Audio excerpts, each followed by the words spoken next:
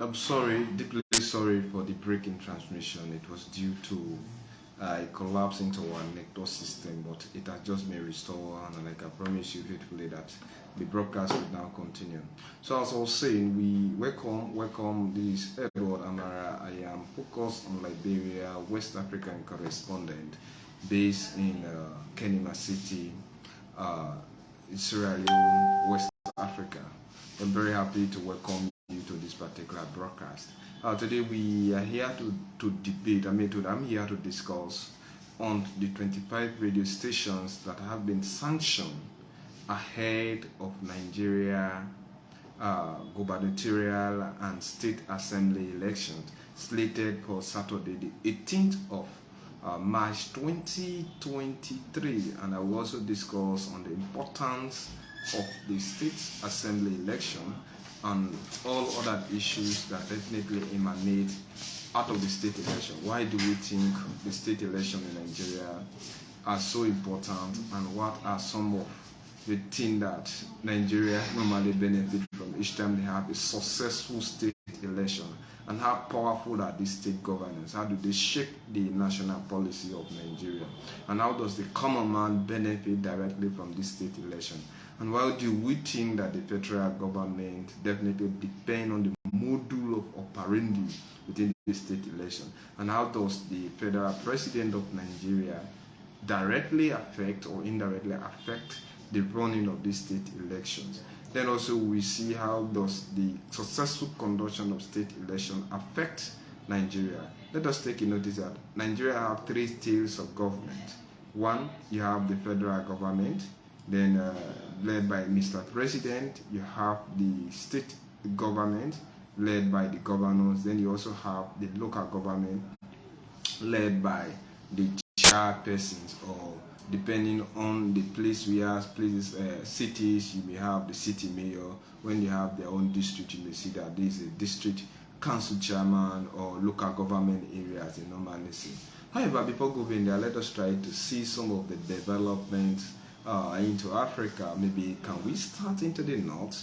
In the north, we have seen our African brothers are definitely being hunted, attacked, tortured, raped, their property confiscated. Sometimes they have been burned down and chased out of Tunisia because the President Kai Said, a kind of maybe a leader who everybody thought that he was.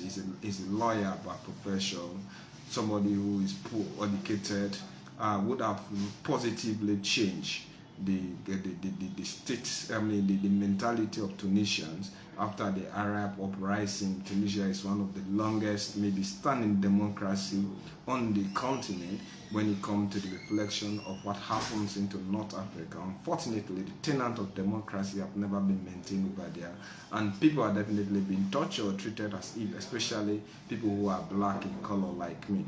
So we see in DRC Congo is definitely suffering from perpetual attack of the rebel group that we are having.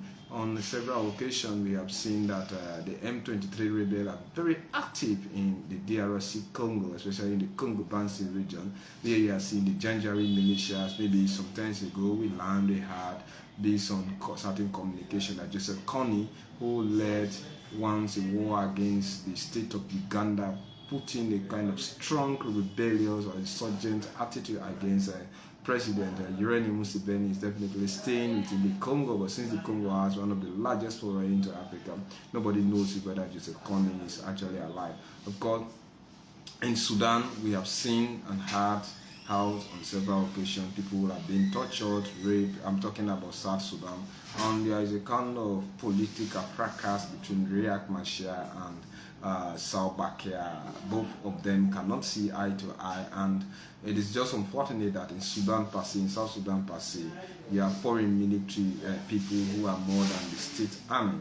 Then you also come in Ethiopia. Ethiopia is definitely having problems, especially President or Prime Minister Abiy Ahmed have not been able to interpret the Nobel Peace Prize that he won when he came into power, to kind of creating political stability into Ethiopia. So the Tigrayan people are not having it very easy with with the Ethiopian federal state, and there is serious confrontation who may be rigged, especially in Mekelle, that is the capital city of Tigray, Amhara, Afar region. All of this place have been suffering from serious military fracas. There's political volatile system.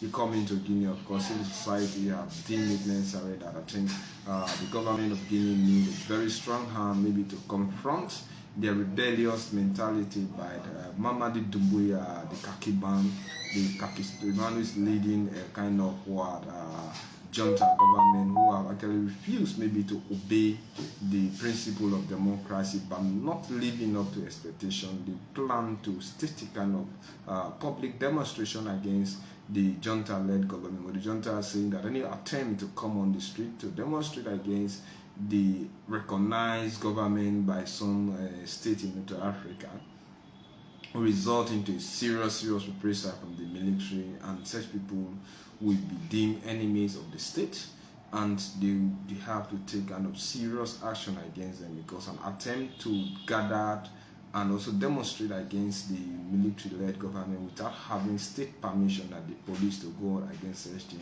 will be termed as an attempted coup, and those people will definitely be treated severely. But it was also in Guinea when we learned in 2021 when President Alpha Conde was being overthrown. The civil society came, they popularly supported the military government to ensure that they said they are there. It is not a coup, rather it's a kind of solid attempt to restore democracy. But normally I tell everybody that the worst civilian government is the best military government, and now we are seeing what Mamadi Doumbouya are doing. You come back into Mali, of course, the military government over there have suspended the pending state election, the parliamentary election and local government election that we are slated for this year, on the background that these people, on the background that maybe the military does not want to conduct this particular elections, citing examples like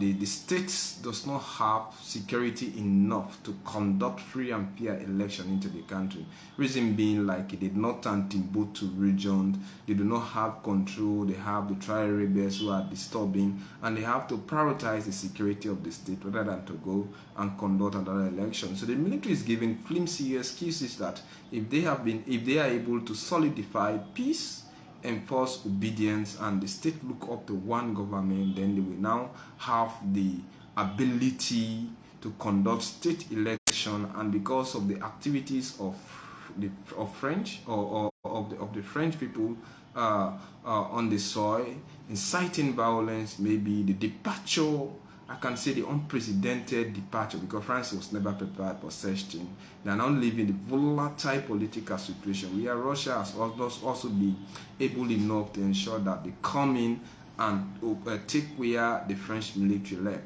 Then you also Burkina Faso, a series of demonstrations have been planned against the military-led government, claiming that they are ineffective and they want to have a change of system. But the military over there is definitely not willing to give a call. In places like Cameroon, there is kind of political destabilization between the separatist movement, especially the Ambazonians, who want to ensure that they have they have control over what determines, because unfortunately Cameroon, we are seeing the English-speaking Cameroonian, those are the Anglophones, and the French-speaking Cameroonian Francophone fighting maybe for superiority. And Cameroon suffered three types of colonization. Once they were colonized by Germany, we saw the British came in, then finally we saw France coming in. So they have that kind of maybe different type of cultural change. I normally tell people that maybe the type of different powers that colonized Africa has divided us socially, psychologically, and it changed our educational background, and we have different type of civilization, different type of mentality, and today we are suffering from those consequences. And Sierra Leone definitely also preparing herself for the June 24th presidential and parliamentary election, while Liberia is also trying to do something better in terms of those things. Okay, like Senegal a bit stable, Ghana a bit stable, but they are also preparing for their own general election in 2 years' time. You are seeing all of those things. But in the nutshell, the economy of Africa is doing nothing better, and we are seeing state prices in time of food are rising. Our government, various state government, do not have absolute control over what happens into the state. We are seeing a dollar, like in Sierra Leone, a dollar is being changed for around 22 to 23 leons, equivalent to a dollar. We have bastardized our economic system that far so far go into Liberia, and also I think for now in Sierra Leone and Liberia, the strong currency for now definitely should be the franc Guinea, unlike Sierra Leone and that of Liberia. So all of these things are going on. So today now, we're here to discuss. First, let's see the importance of state elections into Nigeria. Then we are going to watch at the main headline. Why did Nigeria ban 25 radio stations ahead of the state's assemblies election and gubernatorial election? First, as I said initially, in Nigeria, you have three types of government. You have the federal government led by Mr. President. For now, the president-elect is Asiwaju Bola Ahmed Tinubu. But the current president in power, or the incumbent, is Muhammadu Buhari. Muhammadu Buhari is the one in power. So in Nigeria, then you also have what they call the governance, and that particular type of election is known as the gubernatorial election. Then you also have the local government, or some people call it local councils election. All of them play a pivotal role into how the Nigerian system is being organized, ruled, and how people, ordinary Nigerians, benefit from the model of operandi of those systems. Let's see what happened when we see the federal government. The federal government actually is the overall government. That is the government that everybody knows at international level. It is unlike places like in Sierra Leone, they have the president, and maybe in Sierra Leone we have local government elections, but we do not have states or gubernatorial election, but we actually have local government elections. Then like the state assembly election that happened into Nigeria in time of the assembly, that one could be like the councillors. But in Nigeria now, what you have is the local government election, and also the state and also the gubernatorial election. So like you can, let us just say, like Lagos State alone, it has over 90 million state GDP in terms of United States dollar. We can even, which is more than the GDP of places like Kenya, at least thinking about Liberia or Sierra Leone. So when you see that the governor actually, let us first start at the federal level. The president, what does the president of Nigeria does, or what exactly does the president, the federal government does into Nigeria? They are responsible for principally like national security. When you are hearing Boko Haram, ASWAP, IPOP, the movement for the emancipation of the Niger Delta, and all of other kidnapping, what do we expect? We expect the federal government to come in to ensure that there is national security into Nigeria. That is what the federal government does, provide national security. And it is responsible for foreign policy. They appoint the ministers. So every minister into Nigeria belongs to the state. That is, it belongs to what? To the federal government. And that particular minister will be the minister responsible for every sector that he or she is managing. Then you also have the economy. A national economy of Nigeria. Even the states benefit from the national. In fact, every contribution, whatsoever production that is being done into any state into Nigeria, it is the responsibility of the federal government to control the wealth of that particular state.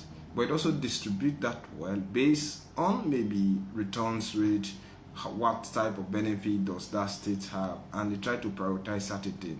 But they are like the father of everything. They distribute those things. Basically, this is what they are responsible. There are different other functions, but the basic three things that the state, the federal government is responsible for is for national security, foreign policy, and also the economy. So you come to the state. Under the state, they are responsible for things like infrastructure, construction of road, schools. They are also responsible for the health of those people. So all of those things, it is the state that is responsible. That is why certain states into Nigeria, they prioritize Islamic type of education. Some states prioritize maybe the Western type of education. But that doesn't mean that all other education are not being done over there. So they are responsible for the construction of schools, they construct roads. Maybe they also collaborate with the state government to ensure that, the federal government to ensure that they have an effective driving force in time of popularity, production, security of the state, and whatsoever thing. Then they also control the state budget. Some of these states, like Lagos State alone, the budget is more powerful, more influential than the budget compared to that of Liberia, Sierra Leone, and Guinea combined together. So all of these things are there. So, and it is within this particular state that the government build plans. And the states, if like the federal government, they may have enough power to win in areas, just like, common example, like the recently conducted election. We saw the 36 state of Nigeria being divided among the three political parties, the PDP taking 12, the APC taking 12, and the LP, that is the Labour Party, taking 12. So you will understand that Asiwaju Bola Ahmed Tinubu may have more effective, more collaboration, policy implementation, maybe information, connection, national cohesion, absolute support, loyalty from areas where you're having APC governance. Those areas where you're having the LP, they will be more in opposition. In those areas where you're having like the PDP, also will be more in opposition. But that is why sometimes when the government comes, the policy that definitely affects the positivity of the state, I think it is good for actually those people to definitely support them. So in this current gubernatorial election and state election that are slated for Saturday the 18th of March 2022, you're having around 400 candidates vying for 36 positions. 12 of them want to become governors. Then among the, you're only having just a single lady coming from Anambra State. Then you are only having one female candidate over there. Then you're having 17 people vying for that particular position. So it is so important. And it is from these states that people build their political popularity. Some of them can be elected to the National Assembly. Some of them can be appointed as ministers. And most of them can definitely become presidents at the end of the day. Typical example could be like the late Umar Yar'Adua. You talk about Goodluck Jonathan, and even the current president-elect Asiwaju Bola Ahmed Tinubu once served as two-time governor of Lagos State, where he is known as the Lagosian or the Lagos young boy.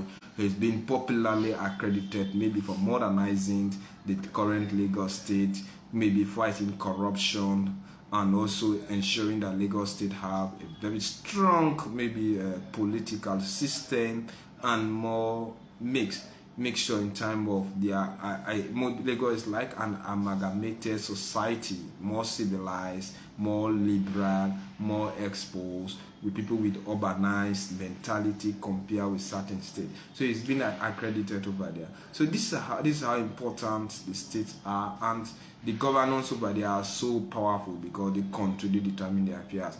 If Nigeria, let us just say like upon we are or my president here, Mother Bill could be like any governor. That is what they are saying. It's just like in America where you have governors into those various states. They have Biden as the president-elect, so they tend to collaborate, they control maybe education, they formulate certain policies. So they are so important, and Nigeria is so big to understand that it led to the creation of federal system of government, because Mr. President alone cannot control everything down there in Gombe State, in Anambra State, in Katsina, Kanu, in Akwa Ibom State, All of these things, they are so big to understand that people, over 200 tribes, people with different mentality, and their population is over over 2 million. And according to popular rumor, maybe they will definitely have census within this year. And that census also expected to be a manipulated process, because people may tend to produce the census result based on their tribe, their religions, maybe just mentality, to ensure that one region. At the end of the day, the census shape the country, tells you what type of development are definitely into the country, that is one, and what types of development are needed, that is another thing. And it also helps the distribution of the national cake. So it shouldn't be a surprise if you set eyes on somebody who is a Christian, want to increase the Christian state against the Muslim state, and somebody who is a Muslim want to talk about the Igbos, the Hausas, the Yorubas, these Fulani. So it has a lot tribalistic mentality. All of those things are disturbed in Nigeria. So these are some of the background that, this is the main background leading towards certain things like that. So let's try now to see Nigeria. This is very critical. Ban 25 broadcasters for poll offenses into the recently conducted election. And this particular radio station and television stations are definitely not allowed to broadcast into Nigeria for the time being, until maybe they can pay fines and the federal government can't see to it that, okay, then let me try to take away the sanctions being levied against them, to ensure that these people or this radio station are once accredited. They are claiming, see, Nigeria has sanctioned about 25. Nigeria has sanctioned about 25 broadcast stations failing to adhere to broadcast laws while covering last month's general election. That is, I say, they failed to broadcast, to adhere to broadcasting laws while they were covering the national elections. That is why they are saying the National Broadcasting Commission, that is NBC, has also issued a final warning to 16 other radio stations, other state broadcasters, for poll-related offenses, according to the notice that they released. So let us see some of various segments what they were being banned for. One, 70 stations were accused of airing partisan content 24 hours prior to the election. Oh, let me just say, for broadcasters, for journalists, this is actually absolutely very dangerous. We all should accept that, because maybe if you incite the populace against its own government, against its own society, and with a state like Nigeria, where illiteracy, poverty, and ignorance are on a peak, the three greatest enemy of mankind, when some people listen to certain broadcasting news that they do not even analyze the content, cannot actually verify it, and they may not understand. One thing about certain things that especially the way some people respond to, they will never analyze, and they will finalize. And immediately they finalize, they may tend to create more trouble, more problems. So sometimes if you don't trouble will not trouble you. Sometimes some of these radio stations actually trouble, and trouble will definitely comes trouble in them. But how sure are we? And they may be without prior warning, they have definitely, that is why they are saying, they said they were accused of airing partisan content 24 hours prior to the election. So I don't know, but they have a kind of the National Broadcasting Commission in Nigeria, maybe have pre-laid down principles that should prevent people with partition. But sometimes again, because of Africa poverty, you can even see politicians who come in, they tend to sponsor radio stations, maybe to carry on propaganda or propagandist mentality during time of elections. And most of these radio stations, you first try to watch at their financial power. Some of them, in fact, when they receive donations to politicians, they say who plays the papas direct the tune, or how you should definitely need to dance, how you respond to it. So most of these broadcasting stations, sometimes they do not have strong financial background, they depend maybe from political goodwills, and when those donations are given, there is no free gift in Africa. Let us realize, if a politician offers a radio station particular type of money, maybe support, transformer, whatsoever thing, expect sometimes they take influence into those things and they tend to direct what happens into those radio stations. And some of these radio stations are clandestinely, politicians establish them, but they can be, you cannot definitely see them. So maybe some of them can come into existence with ulterior motives. And if you have a clandestine motive with these things, sometimes they can serve very, very dangerous content. We all know what happened with the genocide case that happened into places like Rwanda, when a lot of Hutus and Tutsis end up killing themselves, macheting themselves because of things like that. And many times the media is so powerful a tool that certain people who listen to the media, they do not even have that ability to analyze situation, and they may end up going. Sometimes you can even see these DJ disco jammers like in Liberia and Sierra Leone. Most people are definitely not trained, they are not qualified, they shouldn't be on radio stations because they cannot analyze situation. They will come in, they end up to create more problem for the society. So there are times we need to understand the type of radio station. But sometimes again, the state may tend to censor what happens on radio station, prevents the radio station from doing it in natural course. Maybe they will accuse them of yellow journalism, especially when things are not being done in the name of the government in power. And the government in power may have the political power to ensure that they prevent them doing these things. So that was one. Okay, out of the 25. Then 4, we are also said to have divisive ethnic or religious content. We all know these things, and we know exactly how ethnicity, religion is definitely dividing Nigeria. In fact, the major problem of Nigeria is tribalism and religious mentality. People have been negatively radicalized. These fanatic Christians and Muslims who have been negatively radicalized are militating against the state. And Nigeria is no longer looking like a cohesive society with people with amalgamated background. You have people with all sorts of walk of life. The Northerners in Nigeria no longer entertain the Easterners. The Easterners do not entertain the Westerners. And people have been negatively radicalized, and they're breeding up a type of society that will end up to have divisive mentality.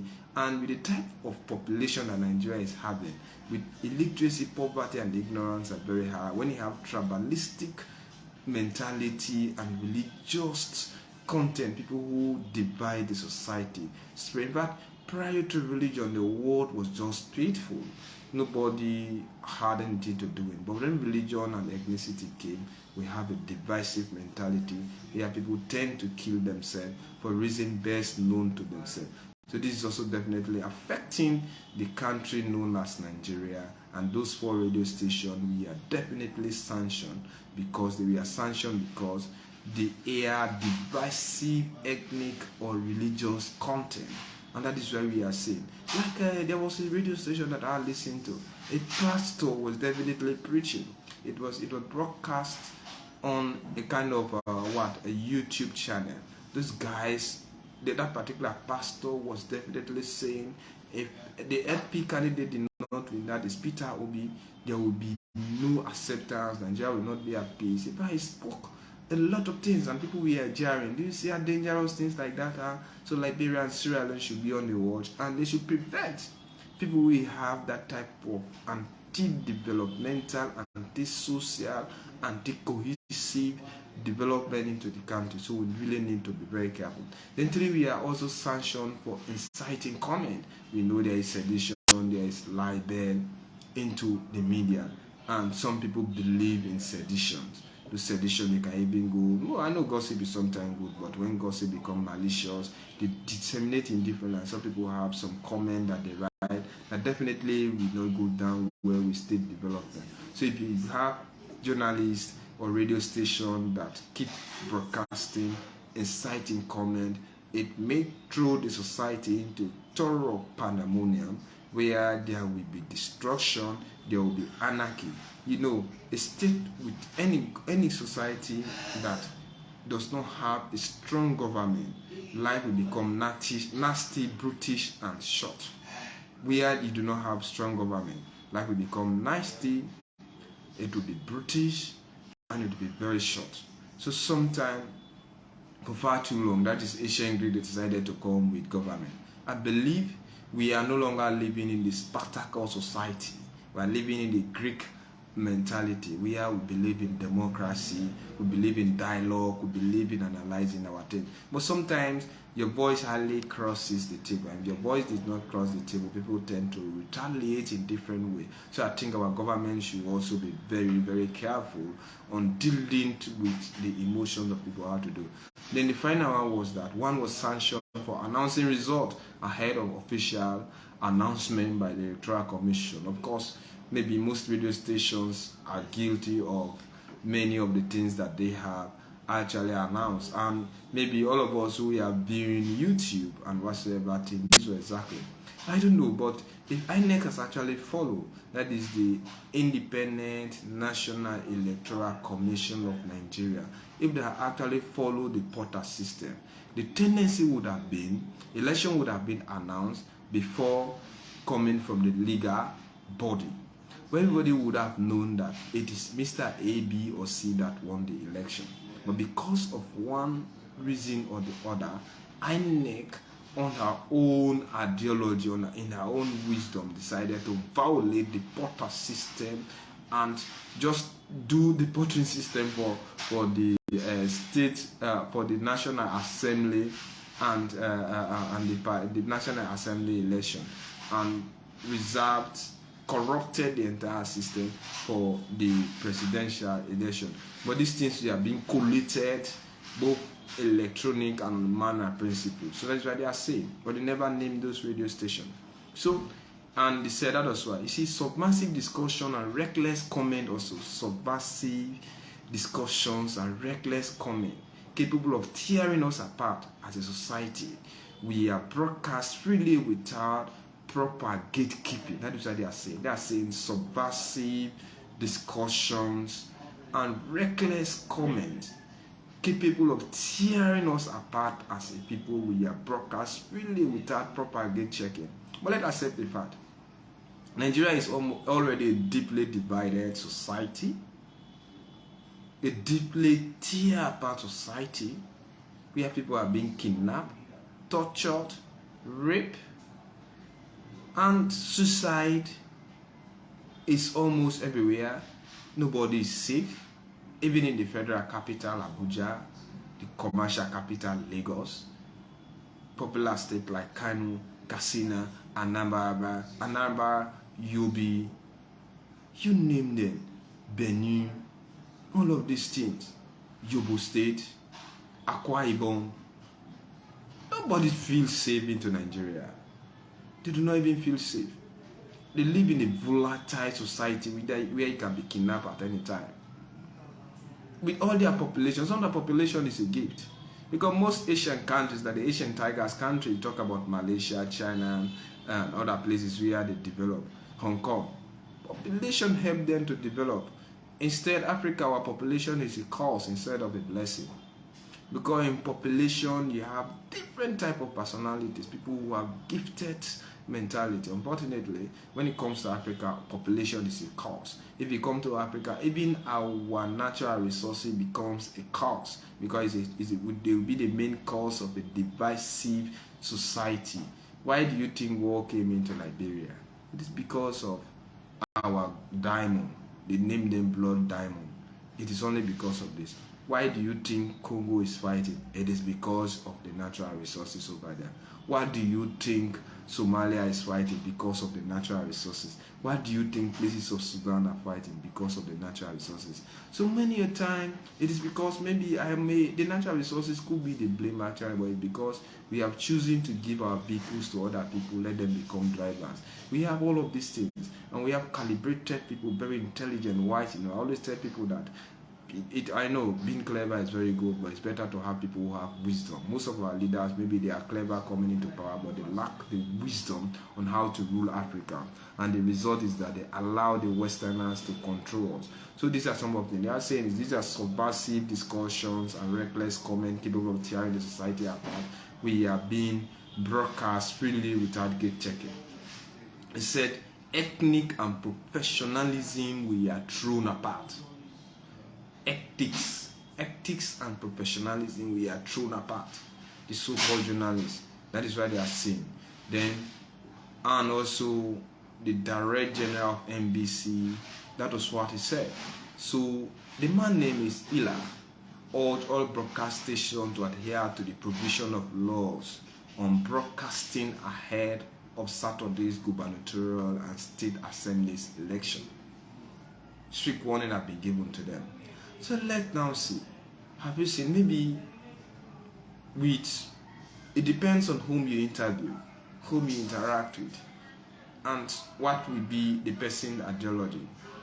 If you watch at it, if actually they were banned because of violations like this, you may say, okay, it is good. The National Broadcasting Commission of Nigeria has that mandate, has the authority to ban radio stations or any broadcasting stations, be it electronic or print media, that have violated these rules, to definitely not go on air. I think there was one time, I'm just forgetting a radio station when maybe the National Police of Liberia stormed a radio station, damaged some of their properties, and sanctioned the radio station for violating state principles. That have almost happened everywhere, and government tend to sanction those things that go around.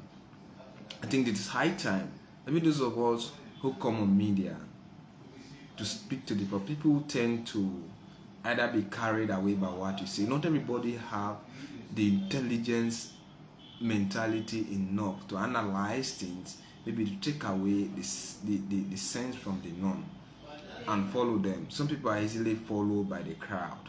So even those of the people that you interview, you should need to be very careful on the content that you have the intention to air.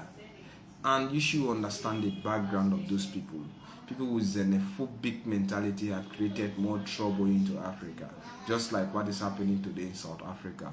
You watch like a kind of leader in Tunisia who incites people against other Africans, Kai Said.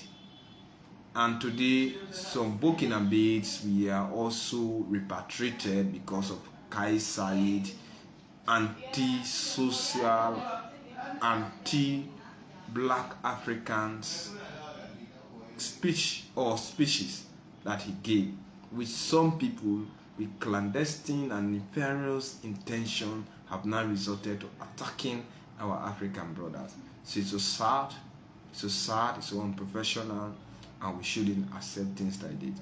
Finally, let me just discuss a bit on the FIFA election where Giovanni Infantino intends to have a fourth time of FIFA president taking place in Rwanda, in the capital city of Kigali, one of the maybe most modernized city now on the continent of Africa. But today Africa is just like a toothless bulldog on the continent when it comes to CAF, the Confederation of African Football. We have seen on several occasions where CAF president have refused to support the mentality of Giovanni Infantino have been banned. Some of them, even Musa Bility or Billy Musa in Liberia, the former football LFA, Liberian Football Association, president was be banned, maybe sanctioned, and also asked to pay fine when he failed to support Infantino's mentality. So that is some of these accusations. Even Ahmad of Madagascar, who succeeded, is hired to also accuse him. And FIFA have actually colonized African football, and we are limited because we do not have power. Look at our Premier Leagues. How good are they? I thought Liberia would have had a very strong, maybe football team by now when His Excellency George Mannah Oponwia took over. Unfortunately, the only best country that Liberia can ever beat in Sierra Leone, but that have been a laid down culture. I have seen that on several occasions. Every time it is very rare, very difficult for Liberia to for Sierra Leone to actually defeat Liberia in time of football. Maybe that is where he has solidified it. But what is definitely happening? Although the other time when I was in Liberia, I saw him build a very good sport-based station. That is very good, but we still more. We need more. We need more professionals on the continent. Maybe Sierra Leone, Liberia, and Guinea need more professionals so that they can even help to develop our football culture, create strong academy. Also, need a very strong education system into both Liberia and Sierra Leone. Trust me, our education system in Africa is appalling, really, really appalling. I was once a teacher, and I know what exactly I'm saying. I was once a teacher. I know exactly what I'm saying. Although because of one or two things, I decided to leave the profession. It's very difficult for the education system in that of Liberia and Sierra Leone maybe to be standardized for the time being because one, the environment is not ideal and the teachers are being poorly paid. And even our institutions, like most of our colleges and universities, are definitely not ideal. They lack the human and material resources are definitely not available.